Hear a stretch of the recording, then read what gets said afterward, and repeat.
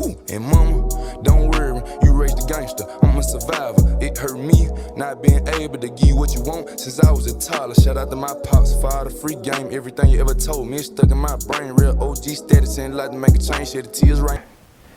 Alright, I want to thank everybody for tuning in on today's podcasting show, Deleted or Repeated. And today I got a very, very special guest for you guys today. Alright, how we doing today, man? Tell them who we got here. I'm doing great. First and foremost, let me congratulate you on your podcast, for your success. So get that out the way. So like I said, you're doing great things here in Batesville, Panola County. So like I said, you're doing your thing. So shouts out to you. Man, I appreciate you. I appreciate you for that, man. Those are encouraging words. And man, it's very good to hear that every now and then, for what I'm trying to do. So I appreciate you, man. All right. So, a lot of people been asking for you. You've been on high demand. A lot of people might not know, but a lot of people might know that you are SuperStar Pride StepDad. Something that's got to be looked into and to see what all transpired, So, yeah, we're going to get into that. We're going to talk about that, and we're going to cover a lot of bases on that. But starting off, I want to ask you, where are you from? Originally, my family migrated from Florida, from West Palm Beach, Florida. We migrated to Mississippi. Oh, yeah? And I come to Mississippi about 89. I got here to y'all, the great state of the Big Missis. So, hey, I'm here now. Right. Okay, so, what was it like down there? In Florida, like I said, it's fast. If I could kind of give you some kind of comparison to how it is, it's like Memphis and South Haven, basically. How they run together. Right. When you leave one city, you're going into another city, not even knowing that you done entered into South Haven. Uh-huh. And that's how the coastal cities runs: Palm Beach, West Palm Beach, Fort Lauderdale, Riviera, Boynton, Lake Worth. These just cities, they run side by side. You never know when you enter into one, going into the next. So right. So what the people like down there? Matter of fact, forget the people. What the food like down there? Y'all eat a lot of alligators down there? I've tasted alligator. Now I'm not. I've tasted it, but I wouldn't. My dad got me on it. I've tasted it, but it's just not everyday. A lot of you got a lot of people down there. Jamaicans, Haitians. Right. It's pretty. The food is diverse. I say it like that because you got so many different people from all over the different parts of the United States. I guess from the coast, from like I said, Haiti, Jamaica. So it's a diverse food. I say that there. Right. It's diverse. So yeah, alligator is something that I would love to try. I haven't tried it, but that's something on my to-do list, okay, to get me an alligator. Go wrestle me one out of the pond somewhere and get me one. You'll find them. You'll find plenty of them down there. They just laying and truly, they just lay on the bank during summertime, June and July, when it gets hot. Uh-huh. Like I said, they just laying out there, just laying on the side of the canal. Oh yeah? Yeah, just laying out there. Drive past on the highway and they just laying out there. Right. Yeah. So what the meat like, the alligator meat like? Is it tough, smooth?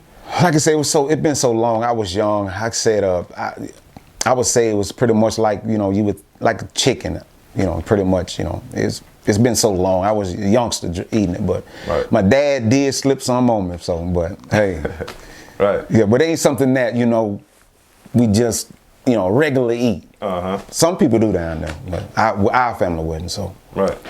Yeah. Okay, so when did you come down this way? Or did you come straight from Florida to down here to Mississippi? 89. I come to Mississippi in 89. I was about 15, 16 years old. And it was, oh my God, I thought, man, it was a culture shock, So I was driving on something, like I said, people down here down in Florida know what I was talking about when I'm finna say this. I was driving on I-95 at the age of 14 and 15 years old. So, I was used to, the interstate. I get down here, man, I'm talking about, it was just... It's a breeze, nothing. Right, it was so, if I could say it like that, they done caught up a lot now. Mississippi done kind of speeded up now. Like I said, hey, guy, this is the last frontier. Come on down and stake your claim. Oh, yeah. The last frontier. Right. So I guess it done caught up a lot now since I've been here. But when I first got here, it was, oh my God, it was just so far behind time to me.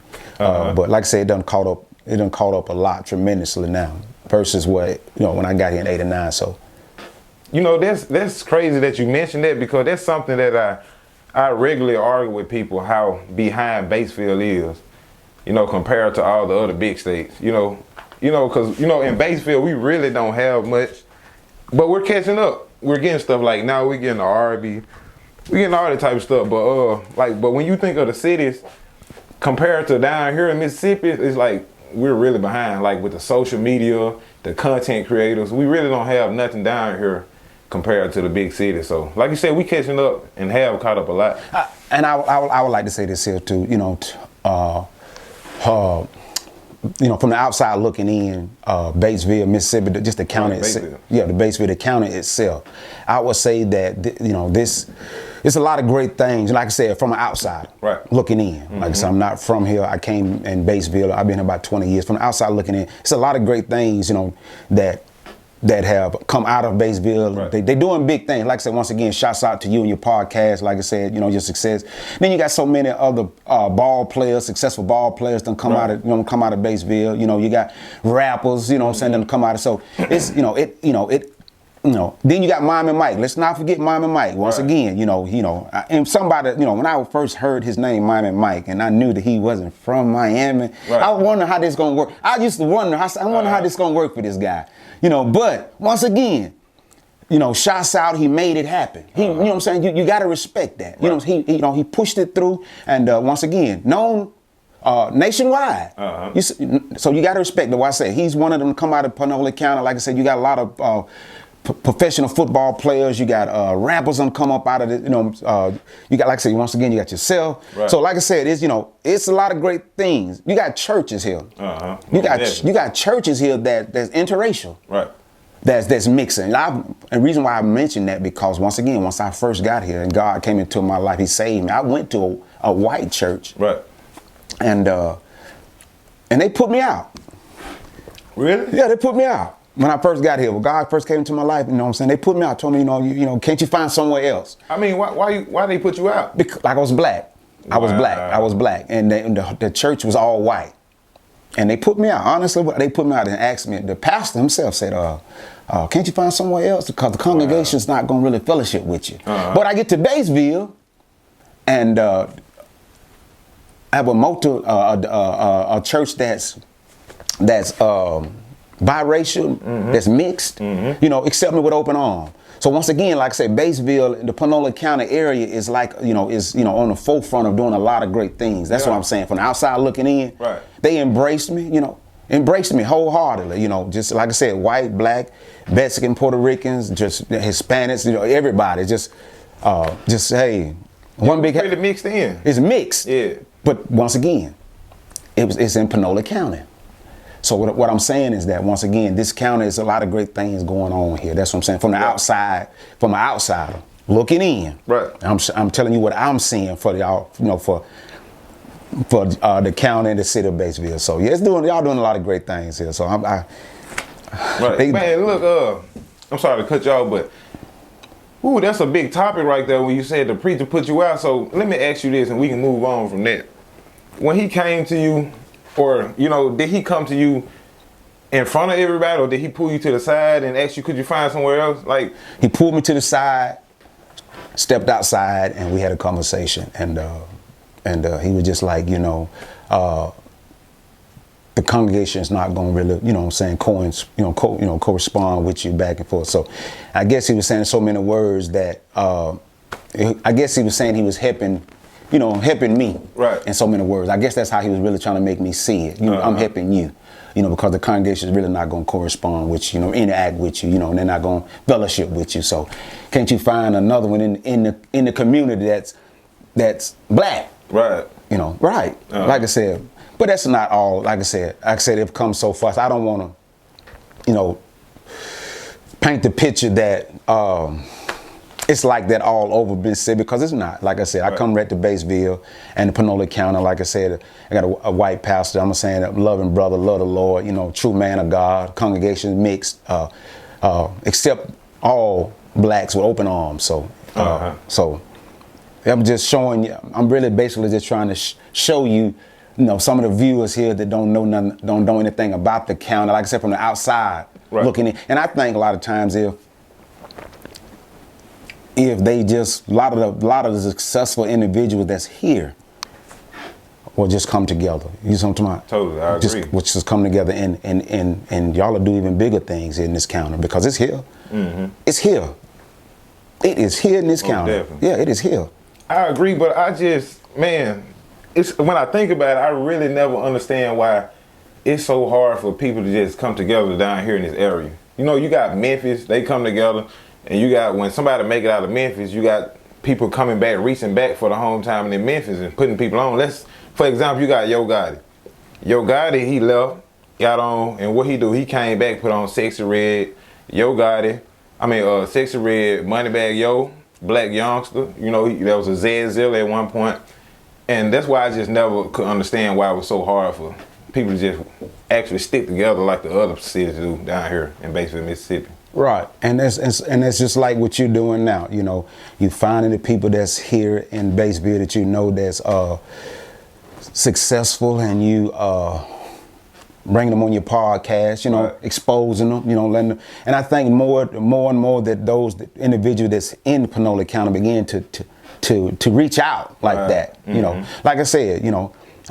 I think Too Hot. I say that I watched too. I think the youngster should have made it. You know what I'm saying? I honestly watching his music and his and everything that I saw about him, and when I watched him, and I, you know, coming from where I've come from and seeing what I've seen, I think the youngster, and I, like I said, got gatekeepers. Right. And I think some people that, you know, gatekeepers that could have kind of pushed that a little bit further. I think that he had it. The little youngster had it, man. He had it, man. He had what it. He had the. You know. But like I said, I think if some of those that wouldn't have been gatekeepers would have opened it up for him, that had the ability to expose him. You know, like, you know, that I think that he would have been another one. Right. You know, and I'm like this here, that the easier your job would be, the more you put out there, the easier your job would be. You know, the more you could, more money you can make. Right. You know, it's all about putting out people. Putting out people. You know, exposing people. You know, and I think you can make you got your hands in a lot more. Right. I say it like that. Instead of trying to, you know, be that gatekeeper, but putting people out there, then your hands in a lot more. Right.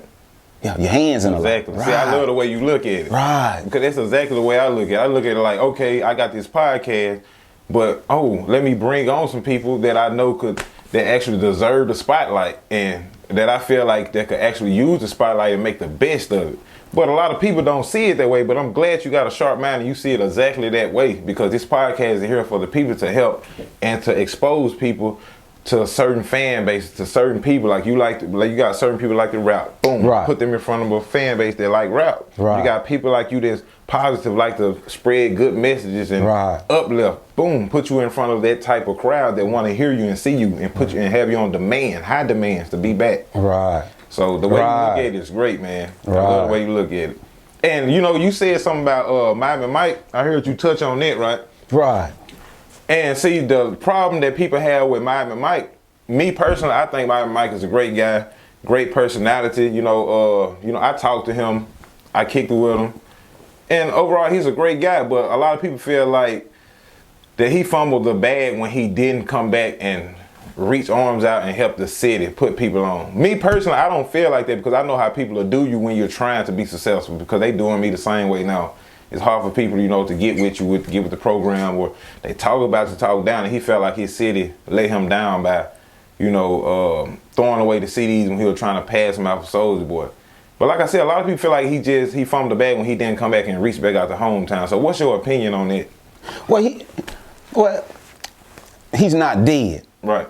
So he haven't fumbled the bag. Now if he died and he was no longer living, right, then I could say, okay, yeah, well, he may have, but he's still alive. Right now, BET Award come on next year, he'll be sitting somewhere in that audience. Right. So he haven't formative. He's still here. He's still able. He still got his hand intertwined. So he still can, he's still influence. He got in big influence. So it's, he still have an opportunity to do and to put people in positions, put him before people. So, right. So it's like I said, if he die, then I can say, okay, yeah, he's gone. He done fumbled the bag. He never ever he never did anything when he had the opportunity. But I can't say, I couldn't honestly say he's fumbled the bag and he's still here because, like I said, a couple of weeks ago, he was just, I don't know how long it was, but he was here on your podcast. Right. So he's still here. And his influence is still here. People are still, he's still, like I said, and I touched on it because it was a documentary that Dr. Dre made, and it was called The Defiance. Right. That's what it was called. In spite of everything that the world or society said that we shouldn't, we couldn't, we made it. We defied the odds. Oh yeah. That's what the documentary was about. We defiant. When everything was pushing against us and saying that we shouldn't be successful, we weren't gonna be successful. Here we are, millionaires. Right. All I'm saying is that Miami Mike is one of them that defied it. He even used the name, like I said, I was kind of curious. Like I said, I go back. He said Miami. I said, he's not from Miami, but I'm going to see how this going to work for him. He's going to push this through. He pushed it through, defied it. He pushed it, despite all Miami Mike, Palm Tree Entertainment, nationwide. Right. He defied it. He pushed it through. So you got to take your hats off and give him respect for that. You see, and he's still here. He ain't, like I said, he's not gone. Like I said, right beside, like I said, once again, you turn on the BET, international TV, what news, whatever, what going on. If anything going on, he's got a pass. Right, he's got hands in it. He's still here, so it's still his opportunity. All he have to do is, if he want to, like I said, is expose whoever he want to expose, put him beside him, go with him, be with him, put it out there, however he want to do it, because he can do it. Right. Like I say, because he's networked. He's very networked. So it's not like he's, he haven't dropped it. Like I say, he's still here. So I wouldn't say that he's dropped it because, like I said, if he was gone, okay, yeah. Right. But he's still here and he's still just as relevant. And, you know what I'm saying? Everybody still know him. Miami Mike, he's just hands down, he's known. Right. See, I feel like you are exactly correct when you say that. And I feel like now, even though people are mad at him and feeling the way they feel, I feel like if he was to come back right now, like you said, he's not gone. No. He got a point, valid point. He's not gone, he's not dead, so he got plenty of time to come back and correct whatever we think needs to be fixed. You feel what I'm saying? So I feel like if Miami Mike was to come back right now and take somebody with him, I feel like the way they feel about him, they gonna drop everything that all the bad feelings and stuff like that, they gonna drop and they gonna jump right on the bandwagon, right on the ship with them, to handle their business. Like I honestly feel like that. I feel like the same people that might feel some type of way about him because he didn't come get them, I feel like if he come and get them now, them feelings will be gone. Be gone. Because right now, if he wanted to, the next BE award, he could have you sitting right there beside him. And the camera flashing everybody in the crowd, you'll be sitting right. He could put you right there beside him at the next BET award if he wanted to. He got the pass. If he wanted to, that's what I'm trying to tell you. If he wanted to, whoever he wanted in Basefield, he could have sitting right beside him at the next BET award. Right. You feel what I'm saying? Most definitely. That's all I'm saying. You got to respect it. He don't, like I said, Basefield, y'all guys in Panola County, man, y'all have done a lot of, a lot of great things, man. Like I said, look at the school. That's why I said it's just so much energy of positive, of success here. Right. Look how many, I'm not sure how many championships South Panola won. You probably know. How many you? It was a lot. It was at least like 6 to 7, maybe. Man, I'm going to say more than that. It was like you see them over 12, You see what I'm talking about? Yeah. Where they do that at? Right. Only in Panola County. You see what I'm talking about? That's all I'm trying to tell you. We had a long street. That's all I'm saying. That's all I'm saying. And it's just as soon as we lost the street, people start catching amnesia, acting like they forgot. But then, like, as soon as we started picking back up the winning record, people started remembering. You know what I'm saying? They came back to yeah. So it's something like that. You feel what I'm saying? So that's why I feel like if we was to come back now, people will start back remembering, like, okay, Mike is that guy, and I have been that guy. You feel what I'm saying? Like I said, I love him. He's a good guy, great guy. He gave me an opportunity. When he gave me that interview, Man, he set up a lot of opportunities for me to get more bigger names on the show. So that's why I take my hats off to him and I give him his flowers on that. You see him come up out the trenches, out the mud. That's what he did, man. Most definitely. But yeah, man, you know, back in the day, to me, the reason why I asked it because I see a difference. You know, back in the day, I don't think men, or most people will agree or feel like men aren't the same as men used to be back in the day. So what's your opinion on that? Like, do you see men the same as they were back in the day? Or do you see like men softer now? You know, you don't think that they'll make it like they would, like y'all did back in the day? And what's going on? Like I said, I've been around a while. Like I'm 51 now. So, and growing up, what's happening now to the young men now is that father figure. You know, it's just, you know, I hate to sound, you know, repetitively, but I think so. Right, you know, but it's just having that dad is going out of the family, and when you got that structure, because he brings structure. Dad in a home brings structure. Right. Mom, you know, and once you know, just think you got a boy in the house that's young, and let's just for instance, let's just say your mom is raising 2 boys. He started playing football. And he getting knocked around on the field, getting knocked around and going to practice and getting tough. Right. Mama little licks don't work on him no more. You see what I'm talking about? Tactics ain't working. Don't work on him. He done got. Just think, he's out there in practice and sweating. You know, he's getting hit. He getting knocked around. He's getting banged around. He's steady getting tougher. Now he's 15, and then he started in junior high. So now he's 16, 15, 16, years 17. Her little smacks on the shoulder, on the arm don't hurt no more. He's tough as nails now. He's a ball player, finna get ready to go to junior varsity. Right. So, but when you got a dad in the house, it's different. He's bringing structure to bass in his voice. Right. It keeps him in line. And I think, and I know without a doubt, once that dad is gone from the house, the boys, the fear of being obedient. That's what it is. You no longer have the authority figure. They don't have no authority. No authority. They disregard authority because the dad is gone. The dad was. If you don't have no authority at the house and learn how to obey authority, that's why the police have such a hard time. Because I'm not used to obeying authority. Right. So now, you know, I'm not used to it. It's strange for me to obey you when you tell me to do something because that's not something I'm used to. But that's how it, you know, you can't really fault the child because like I said, it's like when you got them other countries, they raise children to be terrorists. Right. You can't really fault the child because that's all he really knows. I've been raised that way. I've been raised from birth or from 6, 7 years old, brainwashed to be this child terrorist. Right. So you can't really blame him because all he's doing is and when a young man now in the United States grow up without a dad, without any kind of authority in his life, you can't really blame him because I wasn't raised with authority. Right. That's why he don't listen to teachers. With no authority figure at home. I go where I want to go, come when I want to come. I'm not told to do this. I'm not held accountable for nothing. You know what I'm saying? I just do whatever I want, run rapid at the house. Right. No authority. So when you let them out in society, you get that same energy. So that's what's going on. And that's what happened. It's the dad is not there. Right. That daddy structure is not there. And if you won't teach, and like I said, a lot of times, if you don't teach that son or that daughter, somebody else gonna teach you. Right. Because you have children, don't you? And if you don't teach that daughter or that son, you got somebody out there will. Agree with that. You know, without the structure in the house like it's supposed to, the authority, that manly figure in the house, I feel like it can get pretty rough. But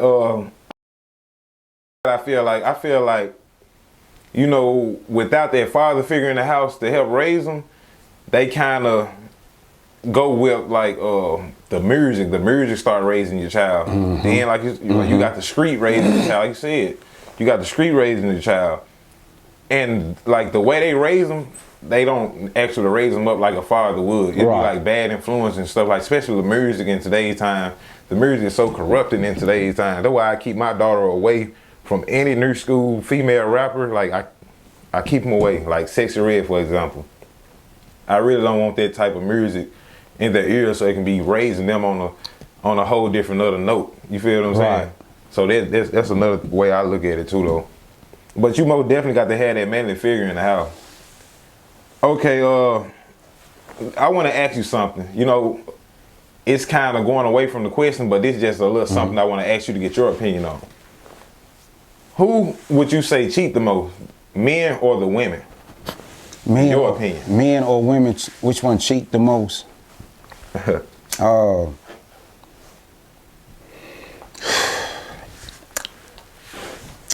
I would have to say men. Right. Yeah. You would say men? I would have to say men. I would have to say men. Why would you say men?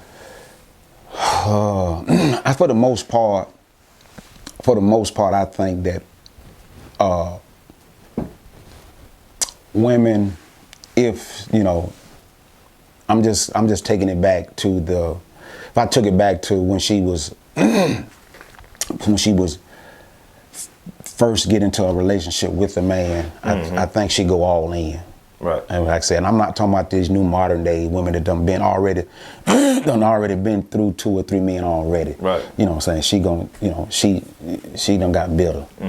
But I think that when she's young and this is her first relationship, she gets in it and she's all in. Right. She's head over heels. This is, till he hurts her hard, cause he, he have to be with multiple women. Right. Yeah, I think, and then, she begins to, like I said, she begins to go down that path of, I don't think it was ever her intention. Right. I don't think it was ever her intention to be outside of that first boyfriend that she, that she was a virgin. Right. And he was the first one that actually had sex with her. I don't think it was ever her intention to ever to leave him. Because she was, like I said, she was a virgin. This is her first one, and I think he starts messing up on her. Like the opportunity presents itself, he's dealing with, he mess up on her. And then, like you said, once she done got a taste of being with somebody outside of that first one, then the floodgates open. Right. And you are absolutely right. Then the floodgates open. Right. Yeah. That's a wild way to look at it, because floodgate. That's crazy. That's crazy. But you are absolutely right.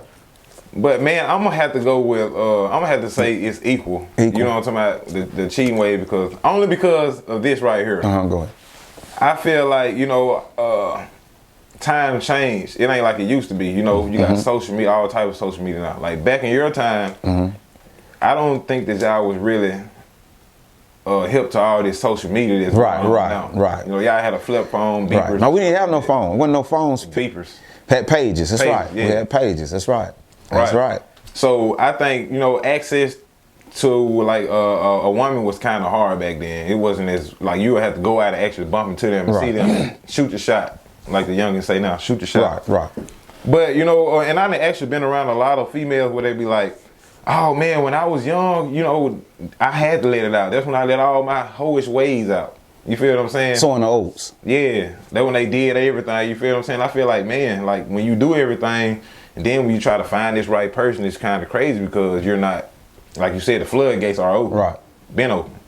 So, that's why I say that right there, because of, today's time. Like, and then you got the women that they feed off the music, like city girls and stuff like that. You got to do something for them to either, to get some play. Right. Let's say you got to buy them a bag. Right. You got to buy them Chanel. Right. You got to do this. You got to do so much to impress a woman when, for example, a man got to go out and buy $100 and $200 pants. You got to go buy $300-$400 shoes. You got to go buy a gold chain, which could be $600 or more. You got to go buy some gold grills. But a woman can go straight to its fashion or Dollar Tree and buy these little dollar accessories, the little wristbands, the earrings, the little flip-flop shoes. Then they can go to the store and buy some little tights, put it on. Right. But you got this man that's spending thousands of $600 for a whole outfit just to impress this one woman. Right. And I think that's crazy. What's your thoughts on that? And the world does cater to the women. Like I said, I've been in Walmart now about 20 years, and the whole section, the whole Walmart is is belong, on the general merchandise side, belong to women. Seem like Right. Men got a little small section like this, little small section, but everything else in the whole store it caters to them. So once again, like I said, that now in 2024 in this generation, in 2024 this generation, like I said, we don't have women that's like I said, we got so much music going on that's influencing them. But that goes back to what I was saying, that I think, like I said, once she's haven't had anybody, that's what I'm saying, that she's committed to that one individual until he hurts her. And then, like I said, the floodgates open and she begins to, like I said, go with this man, that man, and she gets bitter because she had a hard hurting, or she don't want to trust anybody. She closes up, puts a gate up, her wall up, because of that, and she begins to, experience what it's like to deal with different men and the passion that, like I said, that they bring, different men bring, because different energy that they bring. Because anytime you're dealing with something and haven't never been with you before, they bring a certain energy. Right. And once a woman starts feeling that different energy, she gets addicted. It's almost like I said, an addiction. I don't want the man, I just want the love. Right. That's the understand, if that makes sense. Not the man. I don't want him. I just want the love that he bring in. Right. You see what I'm talking about? Right. And that's that energy. It's this passion and desire to be with her. He never hit her before, so he bringing her energy. Right. And then that energy dies if he wants it and hit her. He wants to the next. But the next man coming, he gonna bring that energy because he hadn't hit her before. You see what I'm saying? And that's what she done got addicted to. She done got addicted to the energy that each man bring. That's why her body count starts stacking up, because she's addicted to the energy. I don't want the man, I just want the love. So. It's crazy because when you say that, I go into the mind of a peacock. You feel what I'm saying? That peacock come around, entertain her, flap his wings, showing off his colorful little wings. Yeah, I've seen that. Next thing you know, he get it, interest gone. Interest gone. Boom, next thing you know, you got another peacock coming around, he wowing her, amazed, and next thing you know, she fall for the charm and again to loving. You feel what I'm saying? Yeah, wooing her over. Yeah, wooing her over. And that's what she done got addicted to. The modern day society of women, that's what they done got so addicted to, like I said, that energy that those different men bring. Now the women are screaming equal rights. So what are your thoughts on it, the equal rights? Equal rights. And for the women and the men, they want equal rights. They want it when they want it. I'll say it like that. Exactly. They want it when they want exactly. it. Yeah, that's what I've noticed and observed. There's times where, I'm a lady, I can't, that's not something for. And then other times, you're a male chauvinist. Right. You know what I'm saying? I'm just as qualified. I'm just as, able to do this here just as a man. But then, like I said, there are other times where I'm a woman, exactly. That's right. That shouldn't be put on. So they pick and choose. They pick and choose their battles. You know what I'm saying? And that's exactly how I feel. Like when it comes to a different job opportunity, when it comes to hard laboring, getting out there and running that power drive in the ground, busting up the concrete, they don't want that job. They don't want that. They stay far away from that job. I'm a woman. Yeah, I'm a woman. Or when it comes to that, getting in the car, under the hood, changing the tire. I'm a woman. Some women that will do it, but most of them, I'm a woman. I'm a woman, right? I don't That's what I need that man for. Right. Oh, so equal rights going out the window. It's going out the window. So I agree with that. Going out the window. All right. Now we finna get the SuperStar Pride. Hey mama, don't worry. Let me ask you this: what was it like being SuperStar Pride stepdad? It was interesting. I say that to say the least. It was very interesting to watch him, and I watched him, and I say this: I watched him from the perspective of me being a 17-year-old, me growing up. So I thought about the life that I lived, and I kind of used how I lived as a young man, growing up, and kind of watched him and see how he was different from how I grew up as a young man, and. It was different. He was very, very different than he was a lot of things folks don't he's very, very, I'm gonna say this here about him. I'm telling you what I know, what I've experienced. He's very mathematical. I'm talking about force number wise, he's very intelligent when he's dealing with numbers. Right. I watched him. He's spoiled, very obedient. Now, something people might not think, but I kind of thought when I first married his mom, I said, wow, I've heard a lot of stories about coming into a ready-made family and how much problem the stepdaddy was having with their stepchildren. So I was like, man, then my mind, when he's a boy, I'm sure not gonna have some problem with him. Then, and what folks say, alpha male. So I looked at him, observed him. I said, then he's a good-looking guy too. Right. He's gonna be, I'm gonna have a problem with this rascal here. I'm thinking, I'm gonna have a problem with him. Alpha male. I'm looking at it, alpha male, and but I was, I had an issue with him. Let me tell you a story what happened. Like I said, but he was very obedient. Let me tell you what happened. Like I said, I looked at him from my perspective as being a young man and watched him too and see how he measured up to how I grew up. Right. He wanted a dog, right? And I told him, I said, no, you can't have no dog. Structure. Right. Goes back to structure. That's what I'm telling you, structure. I said, no, you can't have no dog. Oh, he pouted. He wanted a dog. So I thought for a minute. I said, well, going back to me now, reflect, I had a dog when I was young. So it's all right. Go in and get your dog. So he got him a dog. He didn't get it until I said it. Right. Obedient. But I thought, like I said, once again, I thought that he was going to be, and I thank God, like I said, he was not no bad child. Right. He did the things, I say this and now, he did things, he was mischief. And on one of his podcasts, he kind of said that he tried to hide things from me because he knew that I was always going to say something positive to him. So when he got into a little mischief ways, he made sure he stayed away. He called me Pop. I didn't like it at first, Pop, you know what I'm saying? But it grew on me. But every time he got into a little mischief ways, he would try to keep him around because he knew that I would say something positive and that'll kind of kill whatever he had going on. So he'll stay away from him much as he could whenever he was doing something. So he asked for it. I said, well, I came back to him. I said, all right, you can have the dog. Go ahead and get the dog. So he went and got the dog. So let me show you what he did now. Probably 2 or 3 weeks later, he went and got another dog. I said, he went and got another dog. He went and got another dog. Right. I said, I'll let you get one now. You can't have this one. But like I said, he real close. Him and his mom is on, him and his mom real tight. It's almost him and her. So he went to his mom. Mama, I want my dog, you know what I'm saying? And she came to me trying to, and I said, no, he can't have no dog. I let him have one now. I let him have one. Right. So then he was kind of challenging me then. Then he stood up. He kind of challenged me. He kind of challenged me.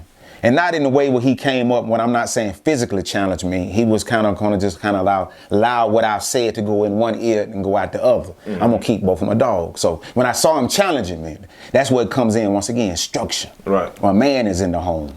And I said, listen what I'm going to do. I said, I'm going to give you time. And I didn't really, let me say this, as being a stepdad. Right. I really gave him leeway because he was my stepson, but it would be my natural son. I lost my natural son, and like I said, I lost one of them. I got another, but I lost one of them. But it would be my natural son. When I told him one time, he would have done it right then. But because I was his stepdad, I gave him space. I wasn't as hard, so I kind of tread. You know what I'm saying? Lightly. That's very understandable. Right. I kind of tread light. I didn't want to be too forceful because I understood my role. You know what I'm saying? I was a stepdaddy. So, right. So I told him this. I said, I'm going to give you time. This is what I told him. I said, I'm going to give you time to find the dog a good home because he paid for the dog. I said, I'm going to give you time to find a dog a good home. And if I told him, if not, then I'm going to have to take the necessary measures to get rid of him because I gave you one, but you ain't have two. So once again, he challenging me. He let it go in one ear, come out the other. He ain't moved. He ain't took the dog. He still ain't moved. So 1 day passed, 2 days passed, 3 days passed. He still hadn't moved, took the dog nowhere. 3 days passed. So I came home from work one day and the dog still left. So I went in and got the dog and just took him off somewhere. Right. I thought then that whatever that was in him was going to come up out of him, but it didn't. Right. He accepted it. He accepted that I got rid of that dog, even though he paid for it. He just, he allowed the discipline to take place. And like I said, he wasn't a bad child at all. And I thought then that I was going to see some kickback But he didn't. He accepted the discipline. I guess he thought it through, that he gave me time, but it was just structure. And that's why I was saying that a boy needs that, because if they don't, they'll run the house. Right. A boy, when that testosterone start running through that boy, it don't have to be a stepson. It can be your natural son.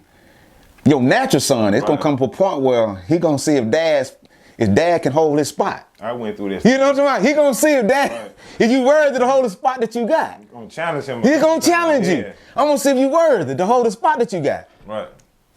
And see, the time, I agree, because the time when I challenged my dad, you know, he took the proper measurements to put me back in my place right then and there. Right. And see, that goes with me being the biological son. You feel what I'm saying? Right. So, like you said, it wasn't no leeway with my biological dad. You feel what I'm saying? So I understand exactly what you're saying. 'Cause you didn't want to overstep your boundaries or do too much. Right. You feel what I'm saying? Right. I didn't want to do too much because I was already made home. Right. And and a lot of times, like I said, I knew it was just him and his mom. So a lot of times I tried to let him see, because and God gave me the wisdom, knowledge, and understanding to how to tread with them. I said like that.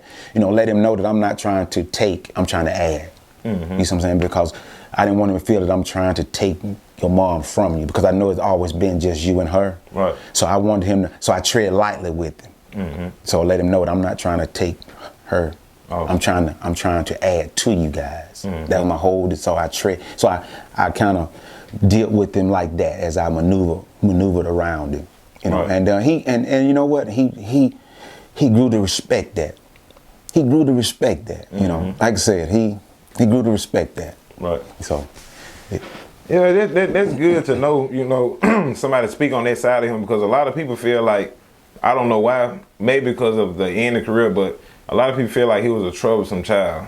Feel like he was a troublesome person. He was you know, you got to know him. You got to get to know him, you know, and a lot of people don't know him. Some mornings he would get up and walk through the house, and I could say good morning, and he probably won't even speak. Right. Yeah. Won't even speak, just, you know. And some mornings, he get up, I say good morning, I can't stop him from talking. Right. Pop this, pop that. What you think about this here, Pop? This here, Pop? What about this? And he just, you know, that's how he was. And but like I said, you had to know him. Very spoiled. Like I said, he was very spoiled child. Like I said, I looked at him from the perspective once again, how I was raised. The school bus drove right by the house. Right. He wouldn't get on that bus. His mama had to take him to school. And I'm thinking, when I grew up, we had to walk to school. Yeah. You know what I'm talking about? The school bus come by the house, he wouldn't get on that bus. And we miss it, we gonna get a whooping, and we about to go down the road and catch it. I used to walk probably 4 miles to get a haircut. I'm talking about, he wouldn't walk around the corner. Because he used to get his hair cut around the corner. He wouldn't walk around the corner to get his hair cut. Right. Yeah, he was just, but that's just how he was raised. You know what I'm saying? He was the only child, and mom kind of did that. So, like I said, once again, I'm looking at him from the perspective of me, how I was raised and how I lived my life as a youngster, and versus how he got it made. Right. I was watching him, you know. I said, and this is what I saw when I visualized him. You know, like I said, he's very to himself. He's very to himself. Something else I told him, like I say, he's very manageable. Let me show you something. Like I said, he was structured. And I would say, when I first came into him and his mom life, I said, Kadarius, I don't want your friends. Right. I said, I know you got a lot of friends. I said, when your friends come over to the house, just let them sit outside. If you're coming in the house, take a bath, just let them sit out in the car. I don't want to come home from work and you got a house full of guys. Right. I said, because me and your mom place things around in the house, and we want to know, hey, when we come home or whatever we set down, we can always go back and get it. So when you got a lot of different guys traveling in and out, you can't know. Right. So I said, just whenever you bring them to the house, just if it's your kin folks, okay, it's good. Some of your cousins, but those the guys that you hanging with, let them sit out. The whole time that he was there, his mom was there, I never ever came home. I said it to him one time, and I never ever came home with guys sitting in my front room. Right. Never. I said it to him one time in the beginning of him and his mom were like, in the beginning of me and his mom relationship, I just kind of set things down of what I was expecting from him as being a youngster, because I know how youngsters is. Right. I never ever tried to, Kadarius, I never ever tried to tell him what he shouldn't do. I would just try to educate on him, educate him about it. Right. You know, when he started smoking weed, like I said, he tried to hide it from me, but when he started smoking weed, I caught him one day.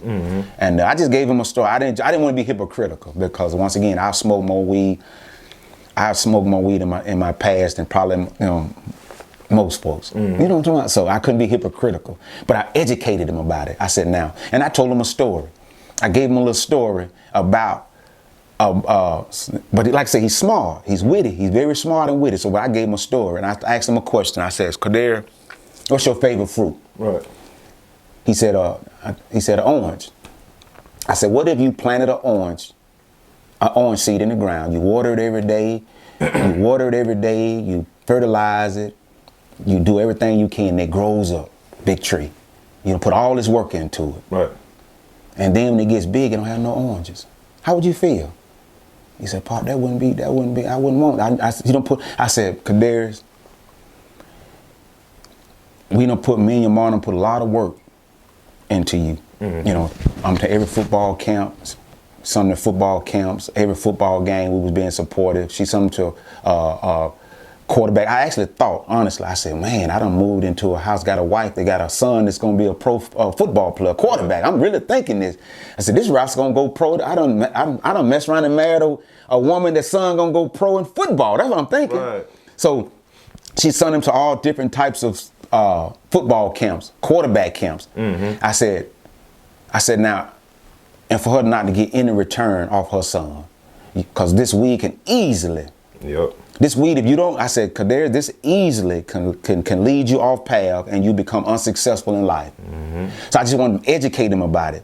So I said, the same way you don't put all that work in that orange tree and then it grows up and don't put forth no orange, you don't spend all that time. And I'm basically saying that the time that we invested in making sure that you have a good life, putting all this money into you going to these camps, and then you grow up and not do nothing with yourself. It's gonna be hard on us, knowing that we done put all this. And when I told him that, he thought about it. He caught on to what I was saying. And I was just letting him know that if you don't watch it, this weed can get you off a straight with you. Deter you off your path. Right off your path, where you start, you know what I'm saying, smoking more than you thought you were gonna smoke. You take it to the next level when you start doing heroin and blow and meth and, you know, trying to sell and get caught, you know, you go to prison, get your life thrown away, just your trajectory gone. The trajectory that you got going for yourself, you knocked it off course. Right. And so he was pretty good at football? Man, Kadarius, KJ Thomas, KJ Jackson, something like that. Right. He came right up behind him. When KJ left Noah Panola, Kadarius came up right behind him. Stepped right in the slot. Before the quarterback with Noah Panola. Right. And I think, you know what I'm saying? Oh, yeah, the quarterback. Stepped right behind him. You know, he was kind of like a backup quarterback during the time KJ was there. Yeah, and so the potential was there, but then he was versatile. Not only offense, he could play defense. He was a strong defensive player too. And I think that more and more I watched him, I think he would have got a scholarship to go somewhere for defense. Yeah, because he was a real aggressive defensive player. Right. Yeah, he was. He could have been I ain't say a corner. I don't think he fast enough to be no corner, but a defensive end. He could have been a free safety. Yeah. Right. There's something to know that you thought you possibly had a professional football player. Turns out to be a professional rapper. Just overnight. That's crazy. Just overnight. I'm telling you how it happened. I was in the bathroom, and when I was in the bathroom, he was on his phone. Right. He said, Pop, they just sent me a ticket. He said, they just sent me a ticket to go to New York. I said, what? He said, yeah, they sent me tickets to go to New York. And that thing went viral on TikTok. That mama, don't worry. When it went viral, they sent him tickets. He was standing in his doorway. I was in the bathroom. He said, Pop, they just sent I said, for real? He said, yeah. He showed it to me. They just sent me tickets. It was mind boggling to him. Right. Yeah, it was mind baffling. You know, they actually, you know, because when you on on your phone, you know, folks are always sending little bogus messages, you know what I'm saying, stuff they ain't. But he looked at it, he said, yeah, and then he looked at it and seen it, he said, yeah, they just sent me tickets plane tickets to come to New York. Right. And it was on from there. You know, he started making, you know what I'm saying, plans to, just like that. He put it on TikTok and boom, like I said, day and a half later, boom, it blew up and they sent them tickets. Mm-hmm. Yeah, he said, Paul, they sent me. I said, really? He said, yeah, look. Because he didn't believe it. He said, no, this ain't. And he looked at it and said, yeah, they sent me tickets. So was it mind blowing for you guys? For you and his mom at the time? You know, I really, you know, honestly. Did you think it was a scam, fraud or something? Honestly, right. I really did. You know what I'm saying?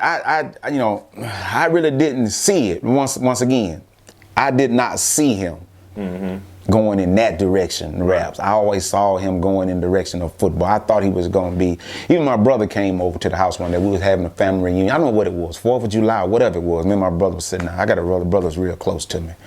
And we were just kind of just sitting out, you know, chilling. Then we looked at him. My brother even said it, man, you know, he got success all over, written all over. Right. Yeah, we were just talking, you know, two brothers chopping it up. And he looked at him, he said, man, I said, yeah, it's on him. I said, yeah, it's on him.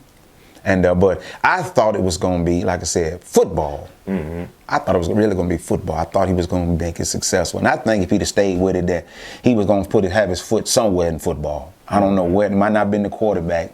But I knew that if he'd have stayed with it, that he was going to be successful somewhere on the field, defense or offense. Because, you know, he's very talented individual.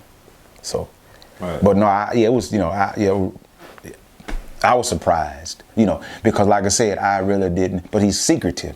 I didn't know he did that much rap.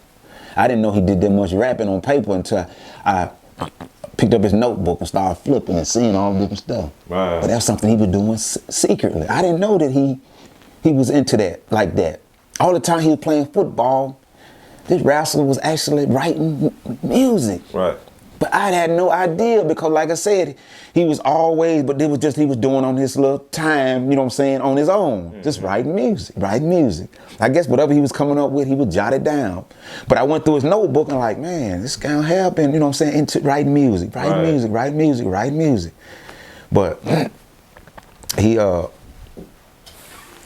didn't have no idea that he was into it like that. Right. But yeah, he was writing music. You want to know something? I actually recorded Pride a couple of times, you know, in my career. And me dealing with Pride seemed like a good guy, a great young guy. And I just found some unreleased music that he actually never released. You know, I gave him the song, but he never actually did nothing with it. That was before he blew. And you know, around that time, it was kind of like an NBA youngest style a little bit. And when he was doing that, I felt like he had a lot of potential, a whole lot of potential. Then, you know, on down the line, he ended up switching it up, you know, to like just rap instead of just harmonizing and singing. And I felt like, you know, like you said, I feel like he always had a star to him. He always had that glow to him. Like I just seen something in him too, you know.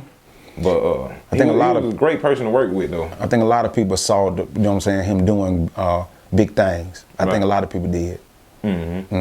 Okay, so once you found out about him doing music, was there ever times where you would just go and just, you know, check out his music, listen to it, and see how he coming, what he coming like, and what he talking about? Right. I did, and I think that when I first heard him, I thought he needed some work. But his later music, his first music I heard, I thought it needed some work, you know. But as he continued to, you know, to develop, it got better, and I've listened to it. I would listen to it, and I would listen to it with him sometimes. He'd say, "Pop, listen to what you think about this here," and I could hear, like I said, as he more and more he began to get in better studios. You know, and get around more artist. I saw the development of his music began to change. It began to sound more catchy. Right. Yeah, it started sounding more catchy, and I said, okay, I told him, I said, you come a long way. Right. You're right. You don't develop, and he was doing it fast. He was developing quick too. Yeah, he was developing quick. You know, so, but he would allow me to, you know what I'm saying, screen it, and I'll say, okay, yeah. You know, on a recent interview I had that went viral, you know, Mike actually spoke on the development of SuperStar Pride. He actually spoke on the time where his mom was reaching out to him trying to get him a deal with him, and he was actually saying that around that time he wasn't really developed until what he is now. He hasn't really developed until what he is now. So it was like he kind of misses the opportunity to work with Pride and, you know, to get that ticket. So what's your thought on that? And like it's, once again, I think that, you know, he was in, like I say, could have helped developing. You know, I think he could have, you know, helped it. Like I said, you know, just looking at him, and like you said, anybody came in contact with him and been around him a considerable amount of time could pick up. You know, you can see him doing something. You can see the light in him. Right, you can see him doing something. I don't know where he's going, but you can see him doing something. And I think that, you know, he could have, you know what I'm saying, you know, took him under his wing. You know, let me see where this going at. You know, let me put you in a better, you know, let me put you in a better studio. Let me put you in better surroundings. Let me see what you got. You know what I'm saying? But like you said, you know, a lot of things I can't say. Like I said, a lot of things Mike could have been dealing with, you know, in his own, you know, he could have been in a certain place, and you know what I'm talking about, where he was. So that might not have had the time to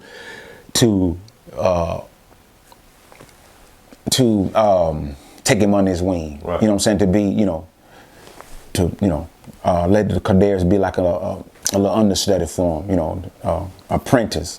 You know, he probably had, like I say, he probably didn't have the time. Like I said, you never know where he was at that time. But I think that if he would have took him under the wing, put him in the studio, you know, but it's like I said, it's you know, it's a gamble. It's a gamble when you out here in the world. Is you know, it's really a gamble. Just think about it. I'm saying what, 6 million? I don't know. I'm not sure. I don't know the census, but I'm just throwing 6 million out there. Right. And look how many people out here that's trying to rap, make it. You know what I'm saying? How do you know really who gon' pop out of all these individuals in these houses, in these rooms, got these studios is making music all over the United States. Somebody somewhere in the room, you know what I'm saying, making music, hoping to be the next, you know, pop out. Right. So you really don't know. So, you know, Mike really didn't know. And see, that's why a lot of people, that's why they felt the way they felt, because they felt like when he said that, oh, he haven't developed just yet. See, a lot of people, that's why they made the argument where it was like, well, you could have took him and helped him develop. You know, that's your job. Your job is development. You know what I'm saying? Help people develop into, right. Like, it's not always about waiting until they develop, waiting until they pop. It's about, can you take this person and help them develop and get to the next level? Yes. Groom them, help them get to the next level.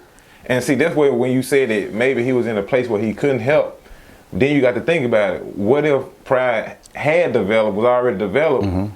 Would he have had the same answer and the same response then? Like, would you have made time then if he would have been developed then? Right. Or would you still have been like, oh, you know, I got so much on my plate. Right. So that's something that you just got to ask yourself or ask. Would he have made the time? Yeah, would he have made the time? Would have made the time. And like I said, it's a business, you know what I'm saying? Let's just, you know, be real. It's a business, and anytime you invest in something, you want to be able to get the invest. You want to be able to get what out of it that you invest. Right. So, you know, like I said, a lot of individuals, you know what I'm saying, shooting it, push it, Mike. I got a brother, and I'm not just saying it because he's my brother, but I got a brother that's bar none for his rap. I think like Beethoven, he's on that level of composing music, but he's not, you know, he don't have the, he's not networked. You know, he don't have access. The resources. You know what I'm saying? He's not there, but I've listened to him, and like I said, he's a one, you know, cut above the rest. I've listened to a lot of different music. And I'm not just saying, if my brother was garbage, I would say it was garbage. Bro, you just ain't got it what it take. You in the industry where they actually, you know, bringing it, and that ain't it. You know, but like I said, he reached out to Mike. Right. You see what I'm saying? You know, he reached out, but like I said, but once again, your brother reached out to him, and I think Mike my brother told me that him and Mike have conversated. They have had talked, but Mike invited him to a party back here. So, but once again, like to Mike's defense, once again, that, you know, it's everybody reaching out at him to him. So I don't, you know, that was just one or two that I'm talking about. Pride, my brother, but just think, by him being famous, he may have 500-600 people reaching out at him. Yeah, he actually did say that he has so many people a day reaching out to him, his inbox, Instagram. He actually missed NBA YoungBoy, if you know who that is. I heard of him. But you see what I'm talking about? That's reaching out. You see what I'm saying? That's reaching out to him. So now he's, you know, he really, you know, how many? But like I said, I think you start at home and spread abroad. I think you start at home first. You know what I'm saying? I do think that everybody that is reaching out, got their hands out to you, you know what I'm saying, to check my music. I think that you're supposed to start at home first. You know what I'm saying? Those with the potential that you see, you know what I'm saying, using his expertise and using his knowledge and experience of being around the world and seeing what the world is looking for. I think he should have came back home and looked at all the rappers that reached out to him from that's home, that's got that quality, that's got that sound, or got that potential that he's seen since he's been traveling. Okay, he got it. Come on. You know what I'm saying? Come to the studio. Come here, meet me here. Some, you know, some ain't gonna be able to get that, you know, that car, but because like I said, he's been out. He know what people want. He know what they want. He know what, you know, right. He done been around. A lot of people, he done been places a lot of folks ain't ever gonna go all their life. They gonna live and die, never seen and go to places he done been to. So he done seen some things, so he know what the industry is looking for. So when he come back home, those that around him, that he see that's got that, here. And I think, like to me personally, I think Too Hot had it. They still do. I think the little rascal had it, man. Yeah. It's just like, I feel like it's a lot of people around here that got it. Is it? Do it. But who am I to say? Right. You know, it's just, you know. Right. That's my opinion. Right. All right, so, you know, once SuperStar Pride blew up and got big, what were some of the motivational talks like with him? Like, how were you able to motivate him as big as he was? You know, because, you know, sometimes some people, not saying he did, but some people get big head when they get so big and on their big platform. And you know what? I actually tried to get him to think like that. Right. And sometimes he would, but a lot of times he wouldn't. His mind still stayed, and he had got so famous. And I lied to you not. We was on our way to Atlanta. We went to the Reverb, and we went to Reverb, and we was down there just kicking it. We stopped on the way to get gas. Just stopped. You know how you fill up, get some gas on your way to Atlanta? Right. They knew him. Aren't you SuperStar Pride? They knew him. We were just stopping at a gas station. Right. We went to we went to every airport, and every airport we went to, somebody wanted to take a picture with him. Most of them was Asians, whites. Wow. You know, I'm talking about, we went to the zoo in Atlanta. We went to the zoo. We walked around the zoo. The little girl was looking. She was looking. I said, yeah, that's SuperStar Pride. She said, oh, can I take a picture with her? I said, yeah, he don't mind. The little girl at the zoo, little white girl, at the zoo knew him. she was looking. I said, yeah, it's SuperStar Pride. She said, we take a picture. I said, yeah, he used to it. I'm talking about wherever we was at the hotel waiting on an Uber, and I lie to you not. We was in the hotel waiting on an Uber. And you know how many homeless folks in Atlanta. We was on the curbside waiting on the Uber because it was about 2 o'clock in the morning. No restaurant open, so we waiting on McDonald's to bring us some food. 2 o'clock in the morning on the curb. Folks walking past. We could have been bombs because we in Atlanta on the corner. Folks walking by. SuperStar Pride. Knew exactly who he was. Who he was on the corner in Atlanta. SuperStar Pride, we mess with you. We mess with your music, man. We F with your music. On the corner, 2 o'clock in the morning in Atlanta. Right. And I was constantly trying to tell him a lot of times. And a lot of times I try to stay with him in those later days to try to get his mind to know, you know, whatever you had going on, whatever you got going on, that's over with. Right. You got bigger fish to fry now. You're international, you're known. And I said, look, man, look. I said, everybody know you now. I said, everybody know you. Over we go. We went to the hotel. He said, Pop, you think they're gonna know when I come downstairs the hotel? I said, watch. We went to the counter, everything we had on the counter, all our drink, everything. The man said, we'll pay for it. Right. I mean, he'll be pretty hard to miss with that haircut. Sometimes he had a cap on. Oh, right. And they still knew exactly who he was. We was in Grenada and he had on the hood. That's crazy. They knew him. Power of the internet. They knew him. Got him out there. Man, that's really amazing. You said that he really haven't adapted to that. He hadn't adapted. Certain things he did, but overall he never ever adapted to the point where your foot is in the door. It's over with. Right. You'll never be the same again. He had not grasped that concept yet. Right. He feel that if his next song didn't jump, somehow he done flopped. It didn't get as many views. I tell him, you'll never be the same. That's over with. Right. Your foot is in the door. You there. You there now. So you can, I'm trying to tell him, get your mind to the point where it realize that. You'll never be the same again. But his mind had never ever made that full transition to that yet. That, he was still acting, thinking that,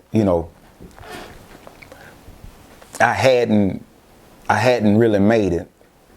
I'm letting him know you have made it. 60 million streams a week, that's made it. He made it. I think he had got up to 800, I forgot what it was, but it was 800 something, 800. That is made. 800, yeah. 800 million. I think it was right up there. Gotta be, because that song, Mama, was worldwide. You're right. He had made it. Everywhere. You had the famous superstar, you had the famous basketball players, you had famous rappers, famous singers. You had some of everybody playing that song on their TikToks and stuff. Yes. But his mind had never ever. I'm telling you what I know, what I've seen, and that's why I tried to hang around him in those later days, that he was to try to get his mind there. That you done made it. You done made it.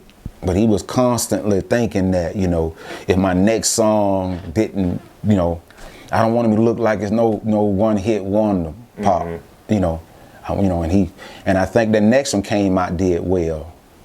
The one on the Paul, the one he made at the Paul. I think that one did pretty well. Right, in front of the Pat Lane. Right. Sign. I think that one did pretty well. I think there was No Knife, wasn't it?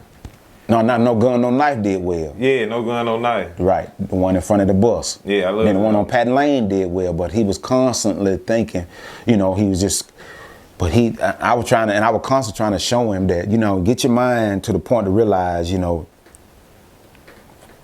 Batesville ain't it no more, man. He went and saw PDiddy. Went and saw him. He went to the man's house.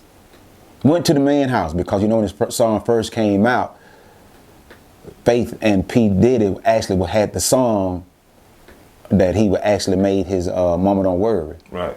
So they wanted they cut. That's why they took it off when it went on the social media they took it off. Right. They let it play for a little while, but then they took it off. When they saw the traction it was getting, they took it off. And then so, you know, pay us. Right. You know, and that's what he had to do. He had to go meet with this man. This man, this youngster, Kadarius Pride, had went and sat and talked with him. P. Diddy. Talked with the man, went to his house. Talked with him. They discussed it. What he needed to do, how much they wanted for him to be able to use it. Yeah. But he still, like I said, he hadn't fully, like I said, you know, 20 years old, because he just turned 21 back here in March. Speaking of 20, when he had to go meet up with P. Diddy, a lot of people are speculating and saying that his mom had to sign for him because he was too young to go to P. Diddy's house because he was under 21. Was that true? I hadn't heard anything about that, but he had his manager with him. Right. So yeah, so his manager was there. So no, like I said, I hadn't heard anything about that. You know, that may be just speculation, but no. Yeah, and you know, people feel like too, like people notice a change in him after he came back from P. Diddy's house. So, did you notice a change in him after he came from P. Diddy's house? Like, was there something thrown off about him or different about him that you could notice? Well, like I said, once he got into that, and it's like say he young, and once he got into that industry and started, you know what I'm saying, rubbing close to,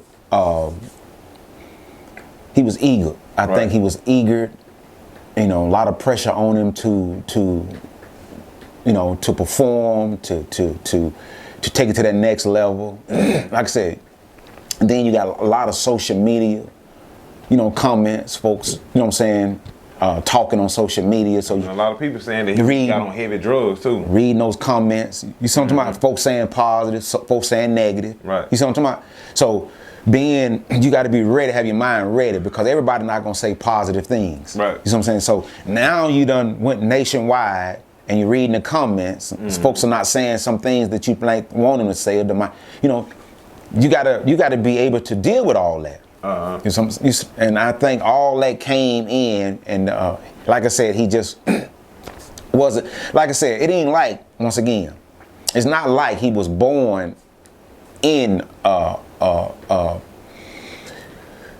instance, Master P's son was raised in the music world. You see what I'm saying? Right. Lil Romeo, raised in the, you know, he wasn't raised in it like that. For as, you know, my dad was, you know, so a rap, you know, legend. Right. So all this fame hit him at one time, and all these comments, and you know, he reading them, you know, to be able to. You feel like it was overwhelming? Overwhelming. Overwhelming. You see what I'm talking about? You know, to make that adjustment, that transition, I think is overwhelming. And a lot of times I would tell him that when he came home, a lot of times it was more, I said, this is going to be a place, I said, home should be a place, Kadarius, where you gather yourself. And when he did come home, a lot of times, you know what I'm saying, you know, he would kind of relax a little bit. Yeah, he would kind of relax. Right. Because when, like I said, it was just so much coming at him so fast. And like I said, you got positive comments, you got negative comments, you know. It just, you know. Right.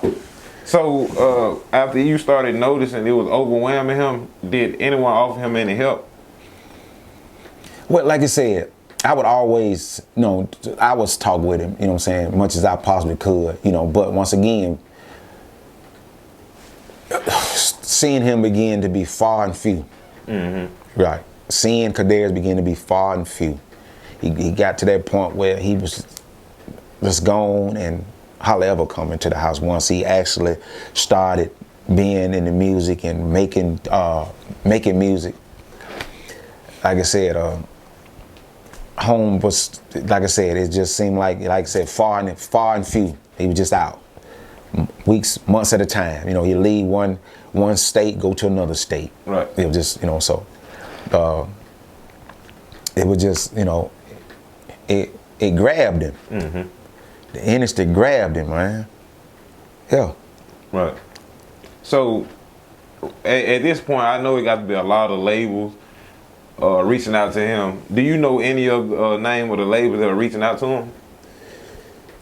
If you name, I think Gucci reached out to him.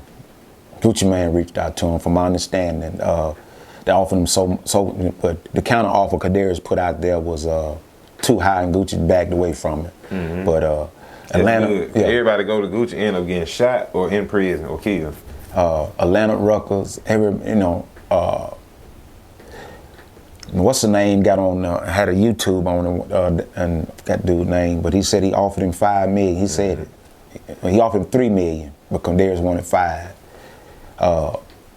That was in, we had some guys down there. I've traveled to Miami with him when they, can't think of some of the labels, like I said, I'm just not in the industry, but like I said, I know Atlanta Ruckers was one of them. I know that from Universal.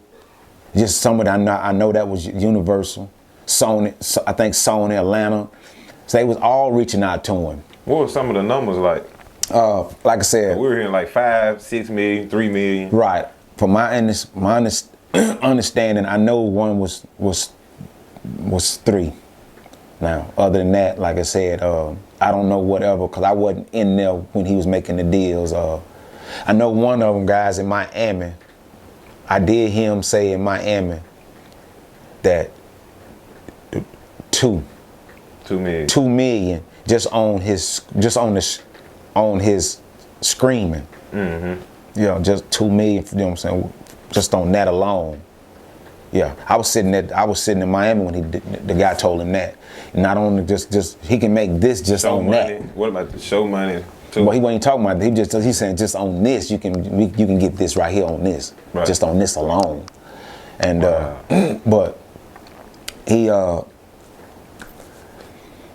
in other deals he may have, Kadarius might have been in, you know what I'm saying, but I didn't. I'm talking about with my own ear. I know I heard, you know what I'm saying. So I'm just trying to stay with facts and what I know I've heard.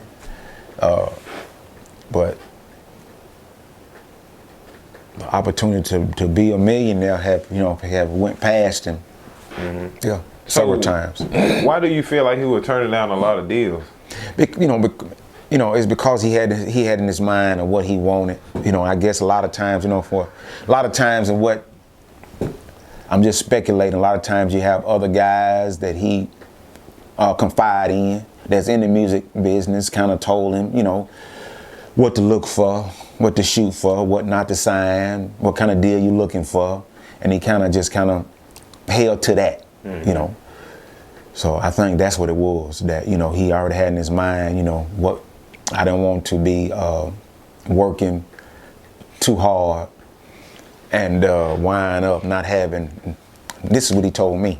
So I'm just telling you what he had told me. He said, Pop, I don't want to just get this money and wind up working more harder than the money that I actually have. Right.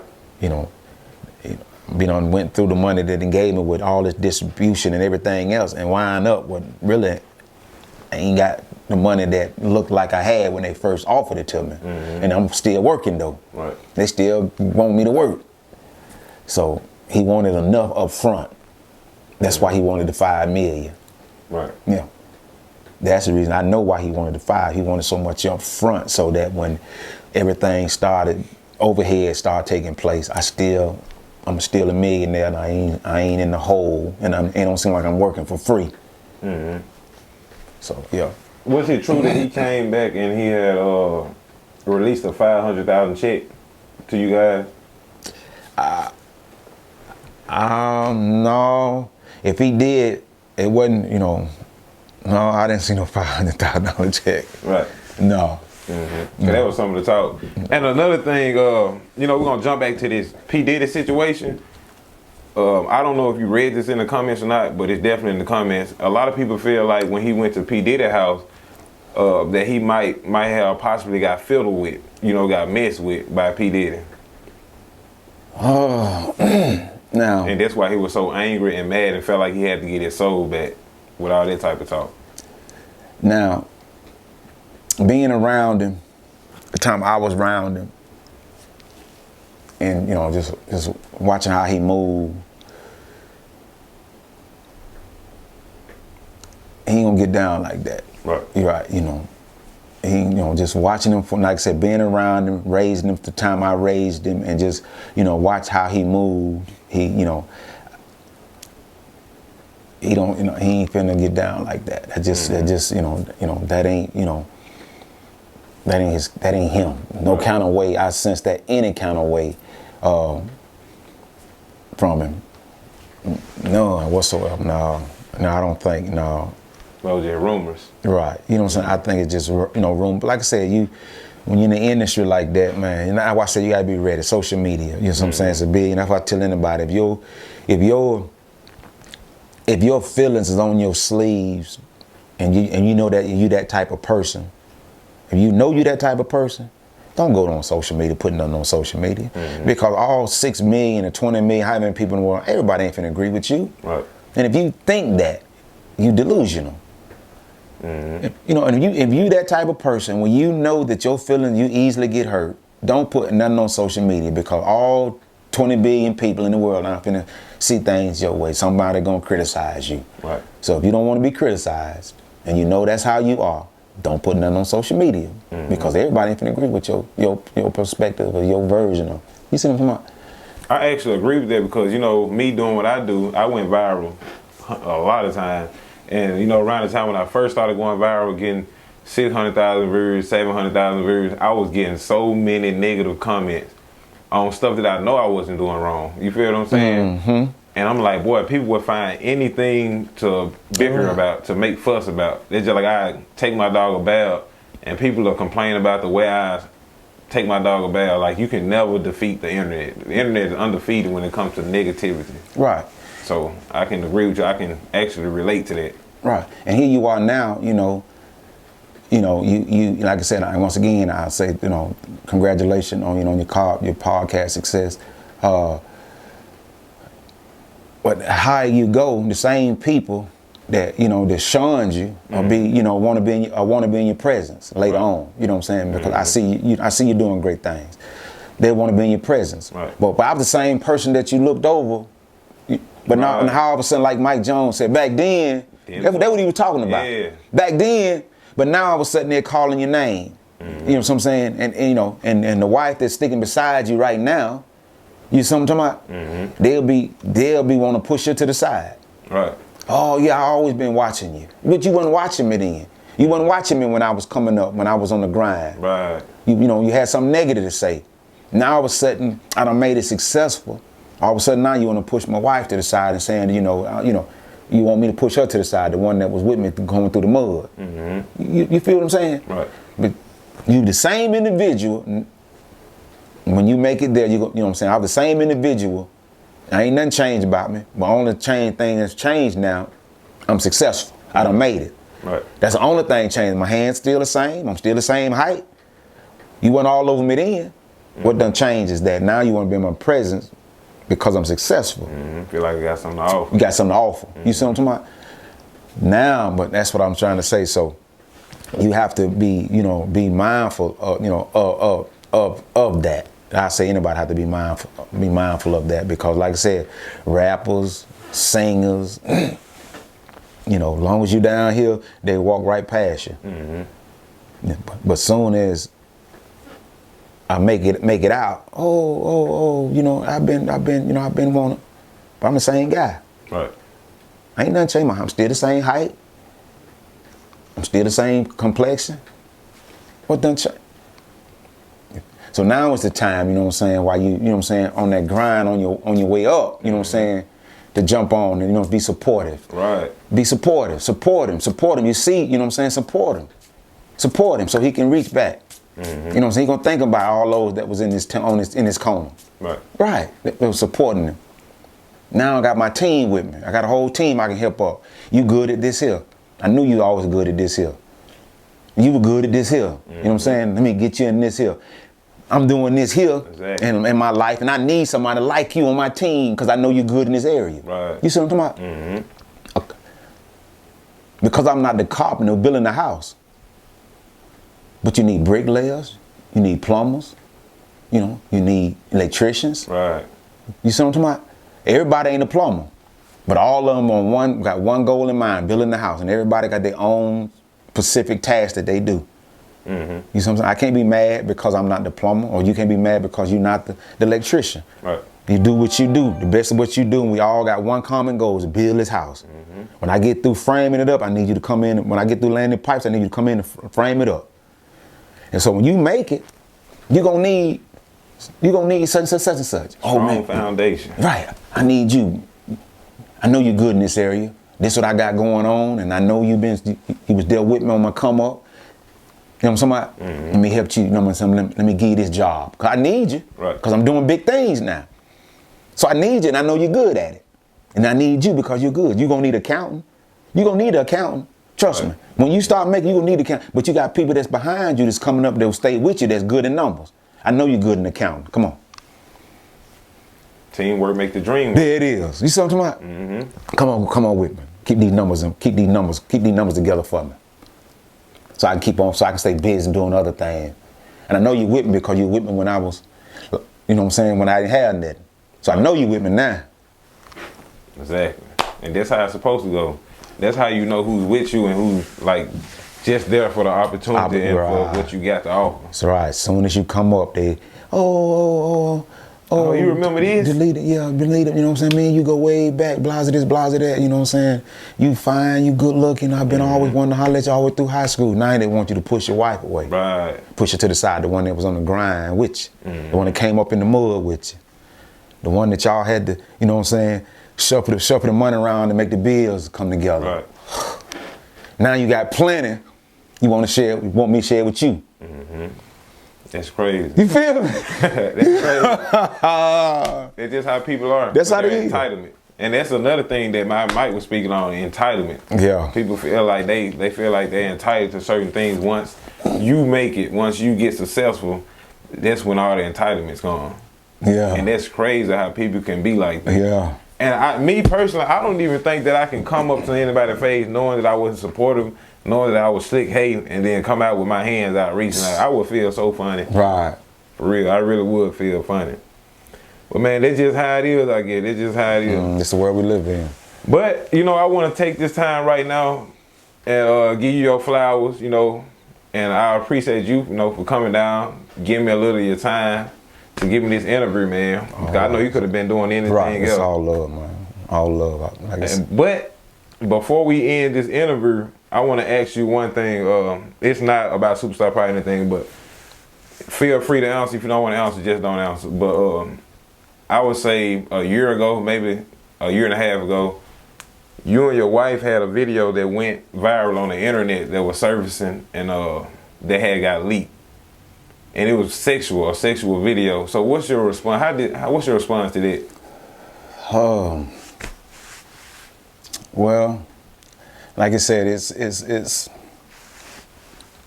social media, it's when you dealing with filming things and putting things, videotaping things, you just have to be careful. I'll say that you have to be careful that because even myself, I've been scrolling on Facebook and before I know it, slip of the finger and made me push something or like something that I wouldn't want to like or whatever, right? And I'd hurry up, unlike it, and I just did it the other day, and so when you get around, I say this, when you get around sensitive.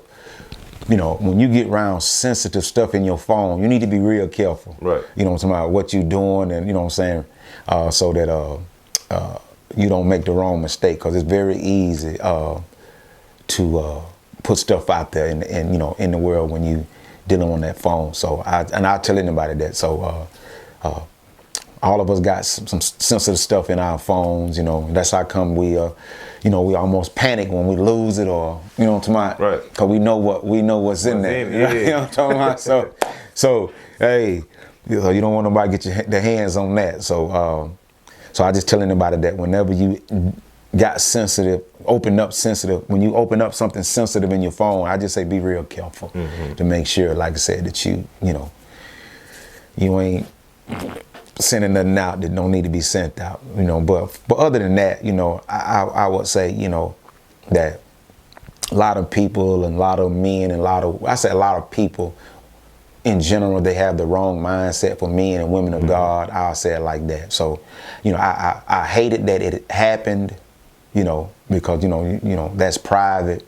But at the same time, you know, I think that a man that's supposed to enjoy his wife, you know what I'm saying? If that's his wife. I don't think I don't think that you're supposed to give God, you know, get God in your life and you're no longer enjoying your wife. You know what I'm saying? When you was out there unsaved, wasn't living wild and for the devil, you know what I'm saying? You know, you did any and everything to please a woman that wasn't even your wife. Right. You know, and now here it is that, you know, God done came in your life and this is your wife for life. You know, this is your wife for life.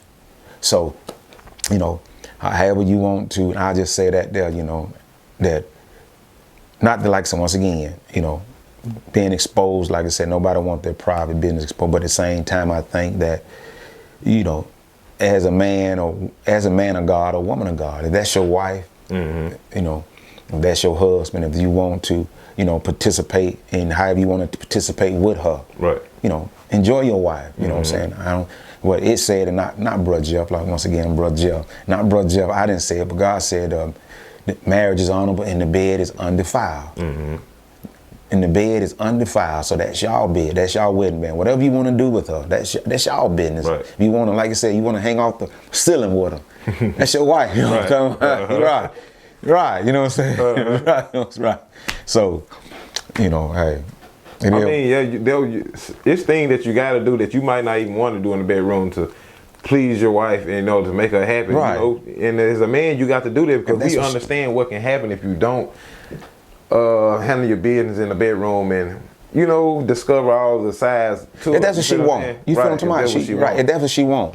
You know what I'm saying? If that's what she want, then hey, baby, you know, I'm not off limits to nothing. You feel what I'm talking about? This, you my wife. You know what I'm talking about? You belong to me. We into this, you know, we in this, what he said, we in this thing for life. Right. You know, what and look, I'm glad you said that. So speaking of, you know, that's been your wife, and you saying that, should there be anything off limit when it comes to you being married to your wife? Should there be like, you know, sexual, should there be anything off limit? Or should there be stuff that's just not off limit? What do you mean for us? By it being your wife. Say like, you got certain people that like certain things, you know, in the bedroom. Do you feel like certain sex things should be unlimited to the arsenal? When I say that, like, you got certain women that might like to give oral. Then you got certain women that might not like to give oral. But, you know, you got this man that like it. So do you feel like it should be off limit if the woman don't like it? You feel what I'm saying? Or do you feel like there's something that she got to work at getting better at? Or not just oral, you know, just something she got to work at getting better at pleasing her spouse or him pleasing his wife. You feel what I'm saying? And I think there's nothing off limit if that's what she want. You know what I'm saying? If that's what she want, I think that her husband, you know what I'm saying? Like I said, and that's what she want, and you know, within limits. Like I said, I don't think she's supposed to go outside. You know, some women want, you know what I'm saying, threesomes. Okay, now, you know, now that's, you know, you off limits. I got to stay within the boundary and the confines of, you know, the bedroom, the matrimony that we have. You know, the bond that we've made, the commitment we've made before God that you my wife, you know what I'm saying? So, but anything other than that, you know, no, I don't think, you know, so whatever she desires, however she want it, you know what I'm saying? That's, you know, I'm gonna make it happen. You know, this is what you like, this is what you want. I might not be good at it because I didn't do it, but I'm gonna practice. You know what I'm saying? I'm gonna practice till I get it right. You know what I'm talking about? I'm gonna enjoy the practice. You know what I'm talking about? Yeah, I'm ready to go to practice, baby. You know what I'm talking about? Yeah, I'm ready to go to practice every day. I'm practicing, ready to go to practice. Put me in training. Put me in the game, coach. You know what I'm talking about? Yeah, I'm ready to go to practice. Right. So yeah, that's your wife. Like I said, it's for life. You got to think about it. This for the long haul. Right. You know what I'm saying? This ain't no 6 week, 3 weeks, a year. You know what I'm saying? This I done made a commitment to be with you for the rest of my life until death do us part. You see what I'm talking about? Yeah. So, hey, we got time to work this thing out, because we don't made a lifetime commitment. So yeah, whatever she want, whatever he want, I think that she's supposed to, like I said, within the confines of the marriage. If that's what he wants, I think she's supposed to, work on it, baby. I think she should, communicate. Baby, I've never done this before. Right. That's just not how I was raised or nothing I never participated in. But if that's what you like, you know what I'm talking about? That's what you want, I'll work on it. You know what I'm saying? I try, you know what I'm saying? Right, I try, right. But that's between you and her. That's your wife. Right, that's your wife. Sacred. That's Between sacred. you and her. That's you and her. Then, like I said, it's y'all in this thing for life. That's a good man. That is, man.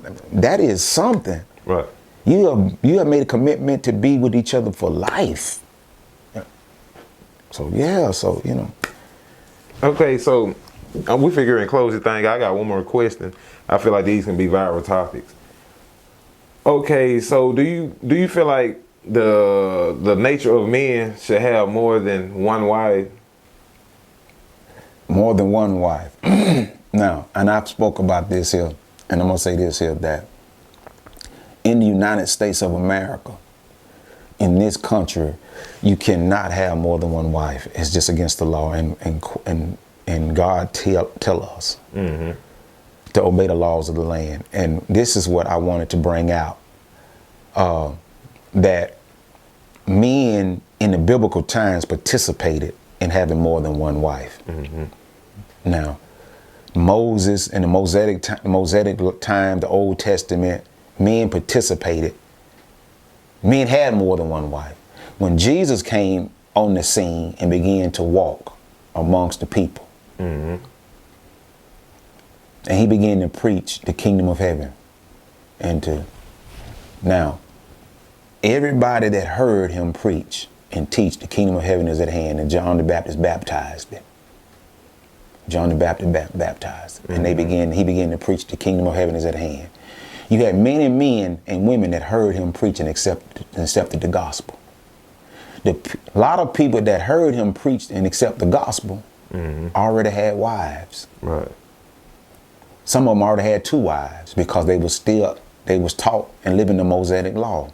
So I didn't accept the teaching of Jesus, but what do I do with the three wives I already got? It's deep. He was not supposed to get rid of his wives. That was his wives. He was just supposed to just let them. That was his wives. Nobody else wives. Can't nobody else. If he had three wives, those three wives was for him. Nobody else touched those women. That was his wives. He said, he said, have your own wife. You're not supposed to share. You're not supposed to. And if she's going outside of you, according to the Old Testament. As we're not into those Old Testament now, but according to the Old Testament, if a woman went outside her husband, she was stoned to death. So we're not living in that now, but that's why Jesus said what he said when they tried to stone the woman when they brought her before Jesus. Jesus said, who without sin cast the first stone? I know y'all trying to hit me with the Old Testament law that a woman caught and committed adultery, she done wrong, she's supposed to be stoned. But what about y'all that done wrong? Right. Who without sin cast the first stone? So we're going to pass judgment. We finna go all around the table with it. Right. That's what Jesus was letting them know. And we finna start passing judgment. We finna go all around the table now.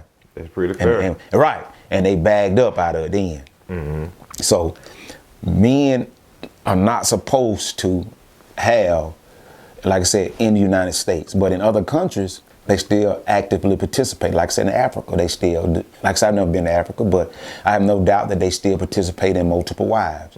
I know even in Egypt, Israel, they still over there having more than one wife. It's just in the United States of America, and God wants us to obey the laws of the land here, and that is one of the laws. That having more than one wife is illegal. Right. Right. You cannot have more than one wife here in this country. But in other countries, I have no doubt. Like I said, even when Jesus came, they had more than one wife. Because, like I said, once again, those that are biblical scholars, those that meditate and studying the Word of God, and they know exactly what I'm talking about. That when Jesus began to preach to the people, many of those people he was preaching to had already had more than one wife.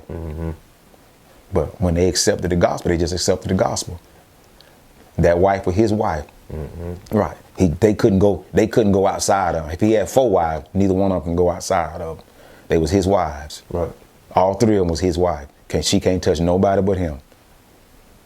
And no man could touch those women because they belong to one individual. That was his wives. Yeah. So do you feel like the stoning days should be brought back? The stoning days? I feel like that'll help a lot with, the cheating and, everybody trying to, sleep around with people's wives. Once again, they got to come all the way around, you know what I'm saying?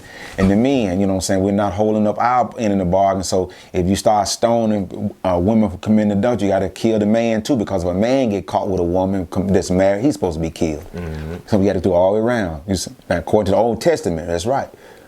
According to the Old Testament, if a woman get caught committing adultery with a man, she's supposed to be killed, and the man that committed adultery with her, he's supposed to be killed because you knew that was a man's wife. Right. According to the Old Testament. All right. But we don't live in the Old Testament like that now. So God wants us to, accept Christ and live in trust and believe, moving by faith. So it's different now. So it's a little bit more different than like I said, that's rough times. I believe we bring back a lot of more men to tighten up. I kind of got an idea of who all to get stoned before they get stoned. Like I said, it's a lot of them will be stoned. Yeah. You know what I'm saying? Maybe half of the, over half of the world, you know what I'm saying, will be stoned to death because, like I said, it's run. The world is just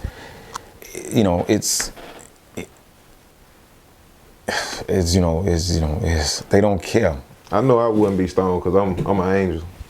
Well, I don't do no wrong. I don't do no wrong. Yeah. So, So, like I said, a lot of folks will be stoned. Yeah. A lot of folks will be stoned to death. Yeah. So.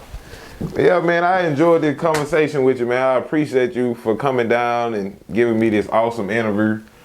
Much love and respect to you, my brother. Is there anybody you would like to give a shout out to? Like I said, once again, I just want to say congratulations. Once again, congratulations on your podcast, your success. Just that, all the individuals here in Panola County, like I said, that's doing their thing, that my dad, my mom, like I said, shots out down there, Glendora, Mississippi, sending shots out down there, down to Florida, some of my partners down there sending shots out to some of you guys, like I said, who else? A family, like I said, just sending shots out to them too. So once again, like I said, I'm just, appreciate the opportunity, man, from, inviting me on to your podcast. Like I said, it's really been, it's really been real, man. So no problem, man. I enjoy having you. Do you have a certain social media you would like people to go find you on? I'm on Facebook, Jeffrey Anderson. Like I said, some of you already follow me, Bruh Jeff. Like I said, y'all know that's what, how I'm on there, Bruh Jeff. So come holler at me, see what I got going on. Like I said, I have no doubt, once again, it's going to be very beneficial. Like I said, and y'all know what I say. You got to know that you know that you know that you know that you know that you're a child of God, guys. So once again, like I said, I'm always here for you. Once again, like I said, just hit me up. Like I said, come check me out, see what I got going on. Like I said, I have no doubt whatsoever it's going to be very beneficial to you guys. Right. And man, I think you are a very genuine person. Great guy, great conversation. Talking to you, I done got a lot of knowledge talking to you. So that's something that I really appreciate. You feel me? It's like I'm leaving this interview with a whole nother section of a library. You feel what I'm saying? That's just how much knowledge I got with you.